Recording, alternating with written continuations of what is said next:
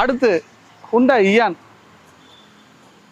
அது இதுக்கு வந்து சொல்ல வார்த்தை எனக்கு வரலைங்க. முசக்குட்டி மாதிரி இந்த காரு ஹைவேஸ்லாம் பார்த்தோம்னா அப்படியே பூந்து பூந்து போய்கிட்டு இருக்கோம். அப்படிலாம் பூந்து பூந்து போகக்கூடாது. பட் இருந்தாலும் அதோடைய வேகத்துக்காக சொன்னேன். 2017 சிங்கிள் ஓனருங்க, 33,000 கிலோமீட்டர் தான் ஓடி இருக்கு.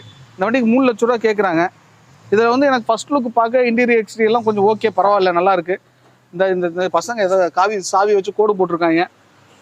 ரீபெயிண்டிங் ஆச்சு அப்படின்னா அதோடைய வேல்யூ குறைங்கிறதுனால அதை அப்படியே வச்சிருக்காங்க. ஸோ 2017னா மார்க்கெட் வேல்யூ தான், அதுலேயே அனுசரித்து கொடுத்துருவாங்க. வந்து நேரில் வந்து பாருங்க. இந்த ஒரு சின்ன கார் வேணும் அப்படின்னு கேட்பீங்க பார்த்தீங்களா, அவங்களுக்கு இந்த மாதிரியான காரை கொஞ்சம் ரெஃபர் பண்ணிக்கலாம். பெரிய செலவு வந்துடாது. மெயின்டெனன்ஸ் செலவு வந்தாலுமே பெரிய 20,000 30,000 அந்த மாதிரி வந்துடாது. அதை நம்பி எடுக்கலாம் இந்த காரு. அடுத்து i10.